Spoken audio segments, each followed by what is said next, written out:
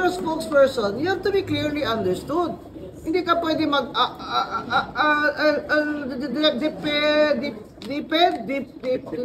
alamano, ganyan. Hindi pwede yun. Kailangan klaro. Yun ang advice ko sa mga gustong mag-spokesperson. You have to communicate your message clearly, and you can only speak for your principal because you are the agent.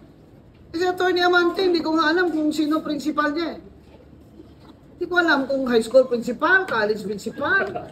Kasi may secretary general, may deputy speaker, sila nga speak pod. Lahat gusto mapasikat ba? Awa ako dyan sa spokesperson nila.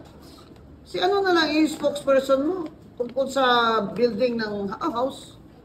Gusto lahat ng congressman na ilaha magpasikat man. So sila po mo papel-papel na.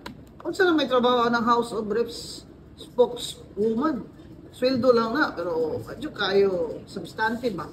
So, dapat klaro yung role. Kung may spokesperson na, di rin na kaya sulti ang Secretary General.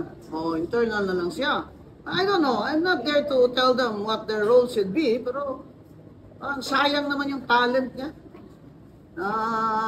Sasalita siya ng ganito, doon, nagpipress con din yung isang congressman. Kung ako ang spokeswoman, sasabihin ko talaga, sabaan ni mo dumay. Ako na ba yung spokeswoman karon? You know how it is ba? The politicians, they always want the credit. Ngayon ng iba dyan, sila daw ang nagbigay ng free college tuition. Sila nag-implement. Hindi na fake news na yan eh. Hindi na maganda yan. Yung mga Credit grabbing. lahat credit grabbing. Let's have a government and our leaders should be responsible, accountable, and live simple lives.